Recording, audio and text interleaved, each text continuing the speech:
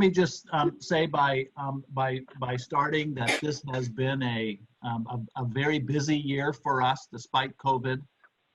It has certainly presented us with a number of challenges, both business challenges as well as research challenges. I think we have weathered them, really quite successfully. I'll talk briefly about some of our finances a little bit later. But want to say that I think the thing I am most proud of that we have accomplished is really on the medical services side of things, that despite COVID and what COVID has meant to medical services delivery around the United States, we're hearing by and large from our parents, your children, that they are really making do relatively successfully with a combination of telemedicine and in-person visits. We've done a couple of surveys of parents to, in a sense, kind of reassure ourselves that telemedicine is working okay in this interim period, and in some ways it seems to be the best of both worlds for us. We have a number of parents who actually think it is in some ways beneficial because they don't have to travel the distances they used to, and if they can do some of the more basic things in a telemedicine visit as opposed to an in-person visit, that seems to be working okay. So there are a number of parents who do appreciate the ease of a telemedicine visit, as well as in some ways the increased more immediate access. But one thing we did get from the survey is that parents do prefer in person, and so all of our centers and the medical providers whom we support are really assessing where things are right now, but in all likelihood, I really do see us moving back in a post-COVID-19 world to the practice of medicine that will be a bit more traditional than it is right now. Traditional meaning in-person visits, comprehensive testing done face-to-face, that kind of thing, with some ongoing telemedicine if the insurance companies turn out to be supportive and pay for those telemedicine visits. Pre-COVID, they did not pay for those telemedicine visits. So the whole practice of telemedicine has really grown. In the last 6 months, it's grown in a way that may have taken 10 years had COVID not arrived on our doorsteps. So I think what we will see here is really, I think, especially for parents and patients who live long distances from JM specialists, that telemedicine will actually bring some benefits when coupled with in-person visits. So, but I wanted to say that because one of the things that we've also seen quite clearly is a redoubling of effort from virtually all of our doctors that we work with around the country to assure that parents are reassured during this time that they are there for their children, and with one exception, if they need to be seen in person, can certainly be able to arrange for that even during these times of social and medical distancing. We have we've added to our medical advisory board. I think you're all familiar with our medical advisory board. It's comprised of 8 doctors and 7 doctors and 1 researcher, 1 PhD researcher, who essentially are the leading juvenile myositis experts around the world. We have members of the medical advisory board from the United Kingdom, from Canada, with the bulk of them being from the United States. We've just added to the medical advisory board Ann Stevens from Janssen Pharmaceuticals, Ann is an MD, the former head of pediatric rheumatology at Seattle Children's Hospital in Seattle. Janssen Pharmaceuticals is a division of Johnson & Johnson. And the reason this is important, and I think especially important for us, is we are also entering an era where we need to expand our partnerships with the pharmaceutical industry and with the Food and Drug Administration, the FDA, because we're moving in a direction where we want to take, I'll talk about this a little bit later, where we want to take primarily drugs that are approved for other rheumatic conditions, inflammatory conditions, not approved for JM, typically approved for rheumatoid arthritis or other autoinflammatory diseases that might just work in juvenile dermatomyositis.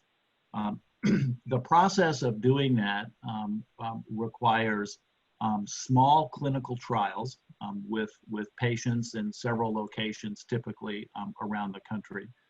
Because we're a rare orphan disease, these clinical trials can be done with typically anywhere between 12 to 24 patients.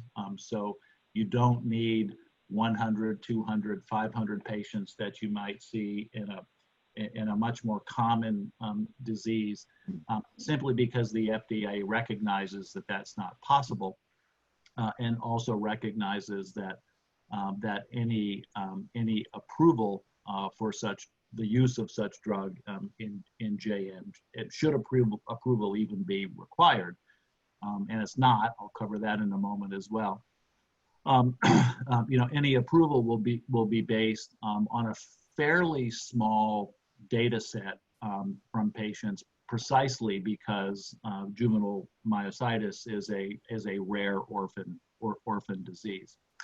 So the reason for our outreach to the pharmaceutical companies is they own the licenses for these drugs, and consequently any ultimate use of those drugs for juvenile myositis ideally would have the overt participation and approval of the drug company itself. That doesn't mean that they will necessarily fund the trial.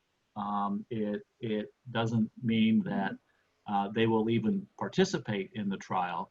But you want them to be, a positive partner, if you will, in testing their drug, and you certainly don't want them as a reluctant participant, because ultimately we need access to that drug at a reasonable cost should it end up being effective in juvenile myositis. We have about a dozen drugs that are candidates for this testing right now. They are, generally speaking, known as JAK inhibitors. I'm sorry, can you hear me? Yes. Okay, so they are generally known as Janus kinase inhibitors, and in juvenile myositis, they block what is known as the type 1 interferon pathway. So we know this pathway is implicated in essentially in muscle weakness and muscle degradation. And essentially what happens is there's an overexpression of a protein known as interferon, more specifically interferon type 1. And if we can block that pathway and stop the overexpression of interferon, we can, in theory, have a result that that doesn't end up at being with muscles being attacked by the immune system. These are essentially, you're all familiar with muscle weakness in juvenile dermatomyositis. The way that is controlled now is primarily through steroids, combined with methotrexate. It's essentially like treating a condition with a sledgehammer. It has, very detrimental side effects in many kids. I think you're all familiar with those side effects. And and these JAK inhibitors have the potential to elicit the same outcome, but not have the side effects of the steroids. Now, we identified about a dozen of these JAK inhibitors. 7 or 8 of them are already approved drugs for other conditions. 4 or 5 of them are compounds that were developed by the pharmaceutical industry and then abandoned for one reason or another. Presumably they thought there wasn't a market for them. And so our pathway with either of those is to take an already approved drug and test it for off-label use, which is actually the preferred path, primarily for cost considerations, or to take one of the unapproved compounds, license the compound, or have some rights to use the compound from the pharmaceutical company that owns it, and test it in a clinical trial, and ultimately go to the FDA for approval. The difference in the two of those, for a single drug, the difference in the two of those is that we can probably do an approved drug clinical trial in juvenile myositis for about $1.5 million. An unapproved drug would cost us probably around $10 million to get through phase 1 and phase 2. And $10 million is, it kind of goes without saying, it's beyond our capacity as a small orphan disease nonprofit to do that. So realistically, that probably will not be a path for us unless we find that one of the unapproved compounds turns out to be the magic bullet. And that's a possibility, not a probability. One of the things with all of these JAKs is that the chemical composition in all of them is similar. But we have found in the 12 that we have identified so far that there are 2 or 3 candidates that appear to be more efficacious than the 7 or 8 other candidates that show some efficacy in vitro testing, excuse me, but not at the same level as a couple of the leading contenders. So we'll be pursuing those leading contenders first. So where we are right now is I just mentioned in vitro testing. So all of these are tested. These drugs essentially are tested in these tiny microliter. You can think of it as a test tube, and they are tested against cells that have essentially been edited using. You probably have heard of a CRISPR-Cas9 editing ability. So we've been able to edit cells to essentially create a juvenile myositis serum, if you will, and then we test these drugs against those cell lines that we have created, and that's how we've identified these 12 candidates. The next step is that for the 3 or 4 leading drugs, is they will go into animal studies, basically mouse models. There is a mouse model, a myositis mouse model that it used to be located here in the Washington, D.C. area. It's now at an animal facility at State University of New York at Binghamton. And so this year we'll be sending 1, 2, maybe 3 of those drugs to test for both safety, but more importantly, efficacy in a mouse model to see if any of these drugs, interrupt the interferon pathway that has been developed in this myositis mouse model. A couple of those drugs will go directly into human clinical trials, and this is what we can do when the owner of the drug, in the one we've done so far, is owned by Bristol Myers Squibb. It is a drug called baricitinib. And we have there have been 2 clinical trials of baricitinib, one for adult myositis, one for juvenile myositis. Both of those trials saw very, very positive results in terms of regaining muscle strength and particularly improvement in skin conditions for kids who have the dermatomyositis part of myositis. That's a drug called baricitinib, which is manufactured, as I mentioned, by Bristol Myers Squibb. We were involved in the funding of the juvenile myositis trial. That is now moving to a second trial that will have somewhere around 20 patients. Juvenile myositis patients. We hope to begin recruiting those patients early next year. The trial will take place at NIH, where the first trial took place. Will probably also take place at a second location. Most likely Duke University will be a second trial site for this particular drug. And you can think of this trial in a sense as a confirmatory trial of the initial results. So the first trial had, I think, 8 patients who were adults and 2 or 3 patients who were juveniles.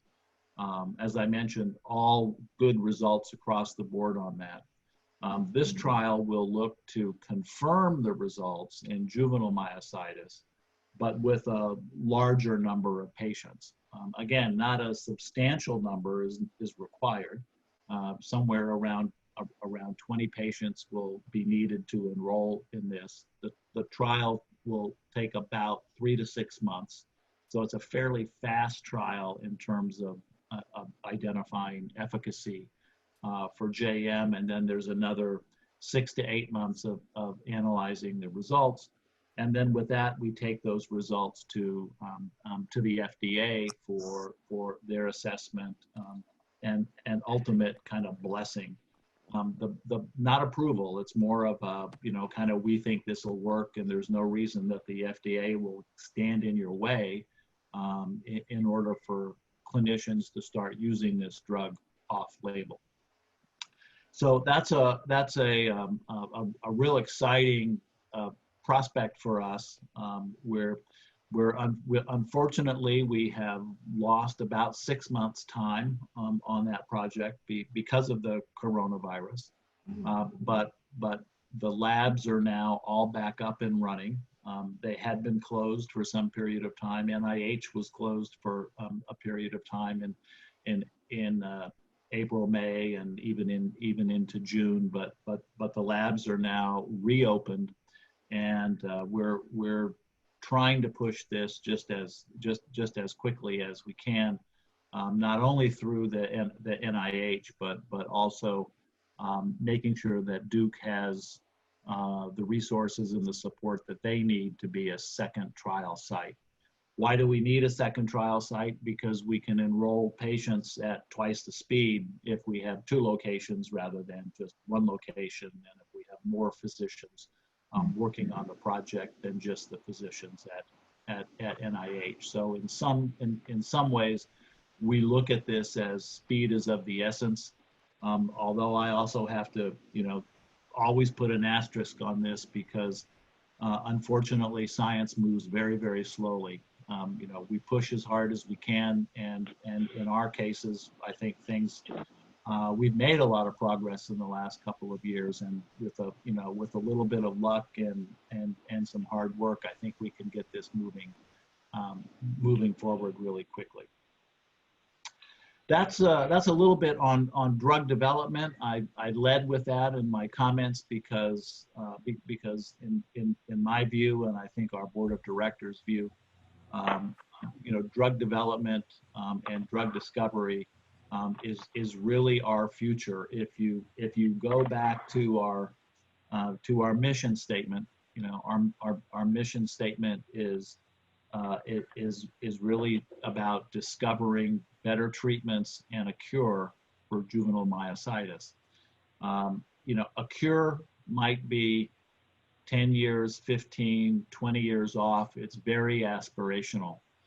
But better drugs does not have to be 10 years, 15 years, 20 years off. We can find those better drugs and better treatments than the ones we have now. We can find them quickly.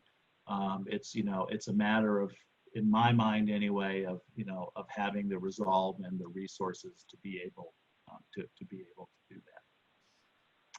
A couple of other things just quickly I wanted to touch upon is we've also received some results recently from a study that we funded at the University of Utrecht.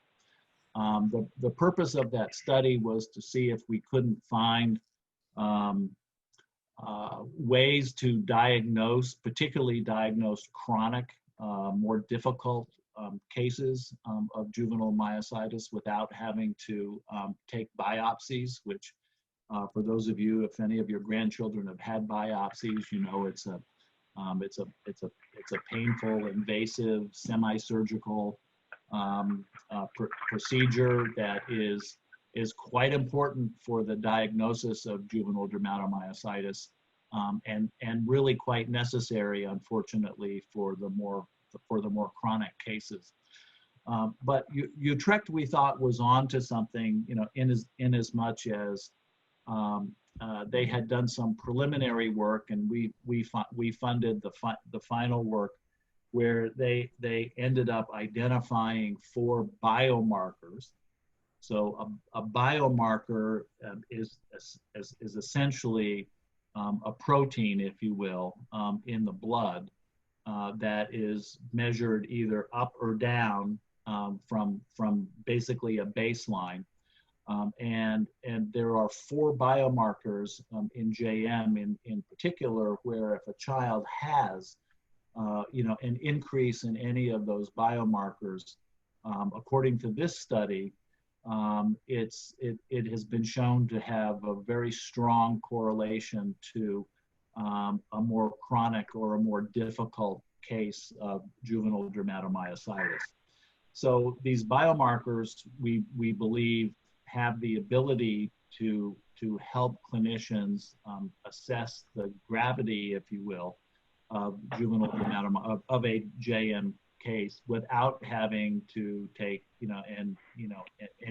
do any invasive biopsy procedures for muscle testing. These biomarkers show a strong correlation to muscle degradation, and especially when you couple the biomarkers with an MRI, clinicians can gather the data they need to do a more accurate assessment without having to do a biopsy. This is one of those studies I mentioned earlier in the drug studies that what we're doing now is a confirmation study on a clinical trial. The next step in this particular project is to also do a confirmation study, which is essentially a study to see a second study to see if you replicate the same results. This is important for diagnosis. It's also important for predictors of flare, because we also have seen a correlation between these biomarkers and a propensity for children to flare. So again, if a child has these 4 biomarkers, then the probability of them having more regular flares is is considerably higher than if these biomarkers are not showing up in their blood. So I think another sort of basic research assessment tool that ultimately will be quite important to the medical profession. The final thing final two things I wanted to say was that we are also continuing to invest in more clinics and more centers of excellence around the country. A couple of years ago, we added Seattle Children's Center and Duke Children's Hospital to our funded centers of excellence. We now have 4. We've recently made a significant investment in the University of Michigan, both in their research program, but also to establish a juvenile myositis clinic at Michigan. A very important, highly populated state that has, up to this point, had limited juvenile myositis expertise. So we're very, very proud to have made that investment in Michigan. And in the next couple of years, we'll be looking at several other states as well, because we feel strongly that we need to begin the process of funding and improving the quality of JM care and access to that care in more states around the country than we've done in the past. And then finally, I wanted to report on a meeting we had a couple of weeks ago now, I think, Simonetta, wasn't it, on the back to school session that we had. It was one of our better attended webinars. I must say, had a lot of interest from parents around the country looking for some guidance and advice about whether or not to send their children back to the classroom, should they actually live in an area where classrooms are open and schools aren't doing distance learning, although even the distance learning at this point, I think, is generally thought to be temporary, 3 months, 6 months. No one can quite predict the future, but I think we're seeing a number of communities around the country that are pretty much 100% distance learning, at least for up to the holidays and maybe the first of the year. It varies a little bit from state to state and community to community. But we had on the call a special guest from the CDC, Admiral Chuck Vitec, who happens to be a staff member to the COVID-19 task force and works on Dr. Birx's staff in support of her work. And he was, and I'll just sort of summarize where we came out on this. We also had 2 of our JM grant recipients attend as well. Dr. Don Wahizi from Montefiore Children's Hospital in New York City, and Dr. Colleen Correll from the University of Minnesota. And I think the outcome of this was, I hate to say it was a mixed message, but in some ways it was kind of a mixed message because we still don't know what we don't know. I think there were certainly some parents and some sense from 1 or 1.5 of the clinicians that sending your child back to school would probably, I'm putting quotes around that, probably be okay, because we haven't really seen that JM kids or immunocompromised kids seem to be impacted any more than any other child might be. Now, I think that was tempered a little bit by Admiral Vitec, who reiterated the CDC's guidelines that immunocompromised people, which would include children, are more at risk from COVID-19 than if you're not immunocompromised. And one would think somewhat logically that that because some children do have, and adults have lung involvement, interstitial lung disease as a result of their JM, and we know COVID-19 attacks the lungs, that there's some common sense that would tell us maybe we need to be a little bit more careful. The other thing that I think Admiral Vitec drove home, quite clearly, is that we had this about a week or 10 days after the outbreak at the camp in Georgia, where I think about 55% of the children in attendance, who, by the way, were not wearing masks and were singing and doing other things that we know are conducive to spreading the disease, but that about half of the children, ended up contracting the coronavirus. I think generally speaking, milder cases, but I think what we took from that and from what we're seeing with some of the schools reopening is that children may in fact contract this disease just as much as an adult would. That what was once thought that children are somehow protected from contracting the disease really doesn't seem to be the case. It does seem that children are, when they do contract the disease, have milder cases. Certainly the mortality rate from children who have contracted the coronavirus and developed COVID-19, the mortality rate in children is extremely low. And virtually all of our JM docs around the country have seen either no or very, very few cases of JM. I'm sorry, of COVID-19 in JM children. Now, that said, that could also be the effect of parents being very careful in protecting their children. If most of us, I think, certainly I'll speak for everybody I know, has been extremely careful over the past 4 or 5 months in terms of, really doing all of the social distancing and the mask wearing and all of that kind of stuff before it even became mandatory.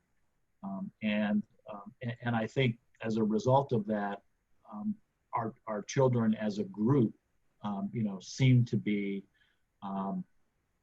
pretty safe, but they also haven't been in school. And as I mentioned, they also have been, well protected, as they should be, by parents who just don't know how bad this could be should a JM child contract the coronavirus. And so we ended up in this session, very clearly, qualifying everything that was said as, please do not take this as medical advice. It is not medical advice. Consult with your clinician and your physician. And it's up to you to make up your own mind on what you need to do, what's right for your kid. What I can tell you is that some parents who have been active with Cure JM for many years have decided that if their school, if in their mind their school is safe as it can be, that there's social distancing, that kids are having to wear masks, that there's not a cafeteria session and all of that kind of thing. Some of our parents feel that is likely safe enough that they will send their children back to school, because among other things, they're worried about the psychological and other implications that could occur in their children if they're isolated at home for an extended period of time. And so they feel the limited social interaction that they would have in a controlled environment at their school, if their school is doing all of the right things, is leading them to be comfortable in sending their child back to school. Other parents are on the exact opposite side of that coin, and there's just no way that they're going to send their child back into into school. And it could be that based on what we have seen just in the last week or 10 days since schools have opened, where some schools have had to turn right around and close again, that those parents who were considering sending their children to school perhaps are changing their mind. I don't know. It's obviously an individual family, family decision. But I think if there's, any advice to be had, the conclusion is definitely mixed. There's a series of opinions there, but I think no question that there's a potential that a JM child, because they're immunocompromised, could be more at risk. Finally, I just want to say a couple of things about our financial position at CureJM.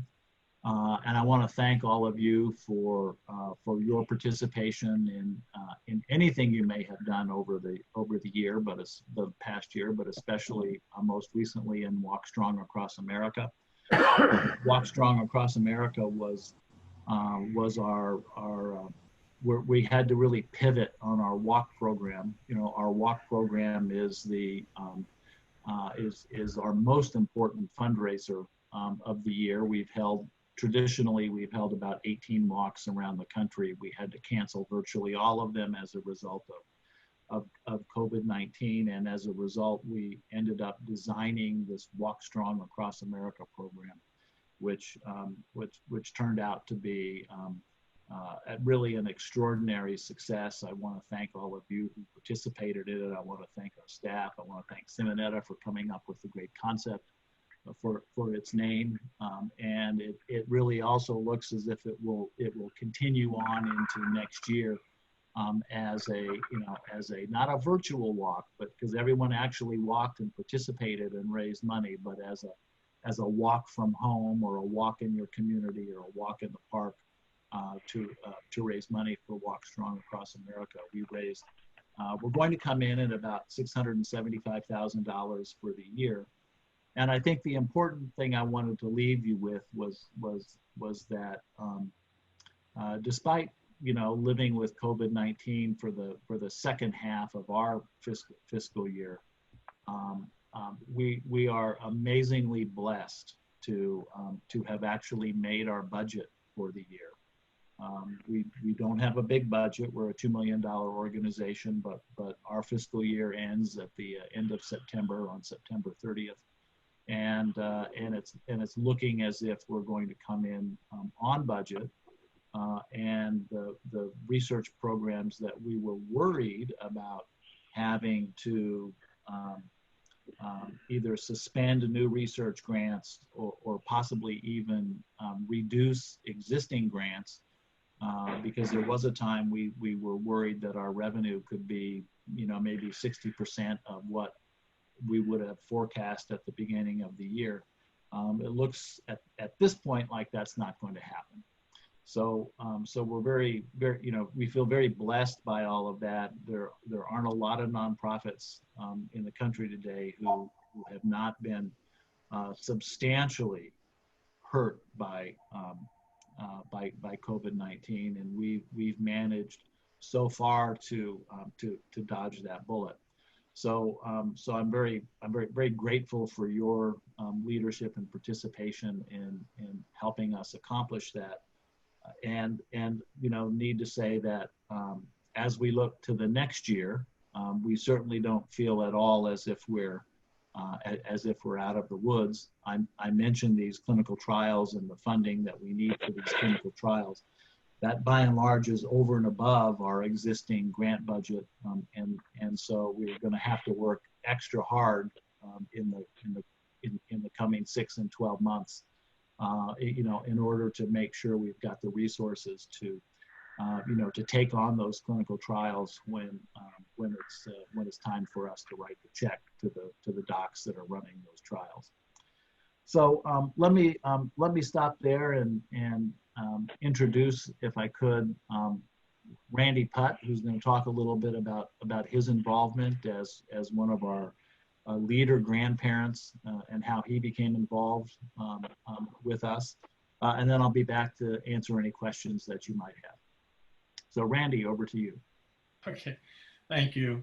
I'm just going to give you a brief overview of our history with the disease and how I became involved. And as Jim said, my name is Randy Putt, and I live in Lafayette, Indiana with my wife, Jenny. And I'm retired, and after working 39 years in the pharma industry, so I'm familiar with a lot of what goes on with clinical studies and such. We have 3 daughters and a son and 14 grandchildren. And my granddaughter, Bryn, was diagnosed with JDM in June of 2012 at the age of 5. And Bryn's mother and our daughter, Carrie, had noticed that Bryn had become very lethargic, sore legs, sore throat. She could barely swallow. And it took several weeks of research by Carrie, who worked with Bryn's pediatrician, to determine a preliminary diagnosis. And then a rheumatologist in the Detroit area confirmed the diagnosis as JDM. And treatment began in late June of 2012. But the treatment was inadequate because she kept getting worse. And my daughter's not one to sit around and wait. So she had previously been in contact with Children's Hospital of Cincinnati, and called them, and they told her to bring her down right away. And she was admitted right away to the hospital, and very aggressive treatment began with the usual steroids, methotrexate. I think IVIG may have started as well. And she was, according to her rheumatologist, Dr. Huggins, she was one of the sickest patients she had ever seen at that time. So fortunately, at that time, Jenny and I lived in Cincinnati, near Cincinnati. So Carrie was able to stay in the hospital with Bryn, and her 2 younger sisters stayed with us for the better of 2 months. Bryn was in the hospital, and her treatment was effective, and she got better. But she was 5 years old, getting ready to go into kindergarten in the school year, and she came home with moon face and the chubbiness associated with high steroid treatment. So she continued then with, from home, she made monthly trips to Cincinnati for IVIG infusions. And over the next couple of years, she gradually improved. And the spring of 2005, she was able to be titrated off of all her medications. And at that time, she was considered in remission. Unfortunately, with JDM, you never know when a flare is lurking around the corner. And about a year later, she had a flare. And so thankfully, it wasn't as severe as the first go-around. And again, aggressive treatment began, including the steroids. She wasn't on methotrexate any longer because they're starting to see some liver problems, which is known with that drug. So she was treated with Cellcept along with Plaquenil and again IVIG infusions. So the flare was caught pretty early, so she was able to not be nearly as sick, and she responded well to drug therapy. And a year later, or about 2 years later, finally, she had her last IVIG infusion in the spring of 2017. And that was infusion number 41 in her young life. And she continued to respond well, and she, instead of going to see the doctor every month, she was extended to 3 months and then out to 6 months.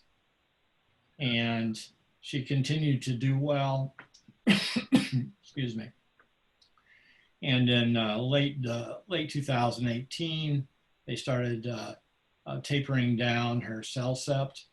And by the spring of 2019, CellCept was gone, and only drug she was taking was Plaquenil, which is kind of always the last one to come off, at least in my experience. And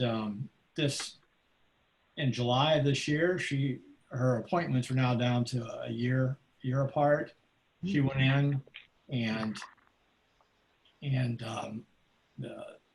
Dr. Huggins indicated that she was doing well enough that she could get off of Plaquenil. So she is now, for the last 2 months, not on any drugs, and is doing very, very well.